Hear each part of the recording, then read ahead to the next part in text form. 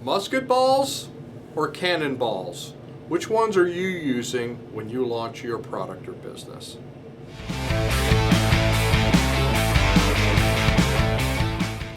Hey, it's Don Skaggs again with Empowered Inventing TV, where we try to help you help other people by taking your great innovation, the right opportunity, mixing that with sound wisdom so you can turn them into real things like products and businesses that actually make money.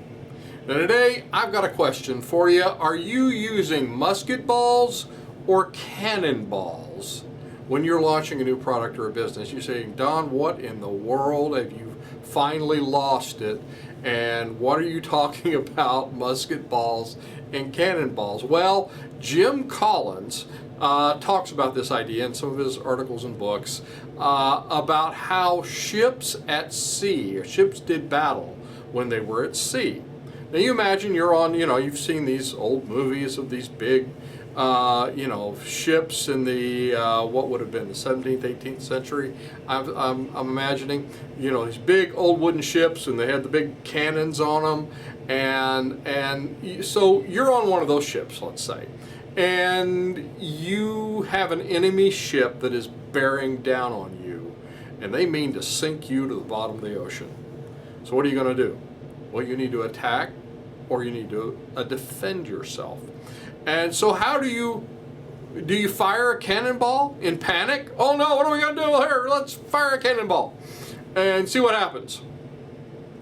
Or, and because guess what? Cannonballs are extremely expensive.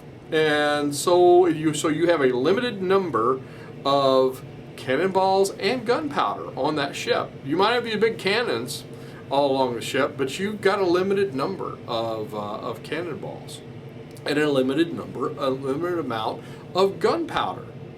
So do you fire that cannonball in panic and use up all your resources and only to watch it fly over the ocean and miss its target completely? What if you took just a little bit of gunpowder and fired a small bullet, or as they called them back then, a musket ball? They were they kind of looked like little ball bearings almost. These musket balls. So they would take just a little bit of gunpowder. They'd take a little musket ball, and they would fire that musket ball. And so what if you did that and just fired the musket ball instead, and it flew like you were about to fire that cannonball, and flew over the ocean, missed the mark by say 40 degrees. And you're like, okay, well let's try to adjust this and see if we can fix it. And so then you get another musket ball and some more gunpowder, and you fire again. And it's closer, it's off by maybe 10%, but it still misses the mark. Goes right, drops right into the ocean. And then on the third try, with another musket ball and just a little bit of gunpowder, you fire again, and guess what? Ping! It hits its target. Now you want to load up the big cannonball, because you've got the aiming right, you've got the targeting all fixed, and the gunpowder that's needed to fire said cannonball to get it to finally hit its target. That's what they used to do. Now you see what I did there? Now let's apply that to your product or your business launch. Because this strategy works. It works for prototyping, both Frankentypes and demo types. You're keeping it lean, and you're using those musket balls. And this is why we promote a lean prototyping strategy in both the Frankentype and demo type modes. Small runs, pick the right product so you can do small runs, and this also works in production runs. It kind of leads into my second point, because it will keep your production runs small so you can test and you can refine. And to do this though, you have to have a scalable product. Don't pick one of these products that are, we got to spend $100,000 or nothing, we can't make anything. Don't start with one of those. Not if you don't have the resources, don't do that.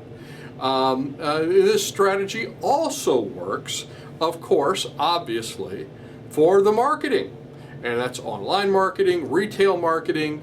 As I said in another video not too long ago, you know, there's small venues you can test products in to see how to, not just what's going to sell, but how to sell it, what makes people's faces light up, what makes them go dull and just wander off. And there's a way to do that, whether it's B2B, whether it's ads, but don't spend thousands of dollars on Facebook, Google, or other social media ads when you don't know what's going to happen. Use musket balls.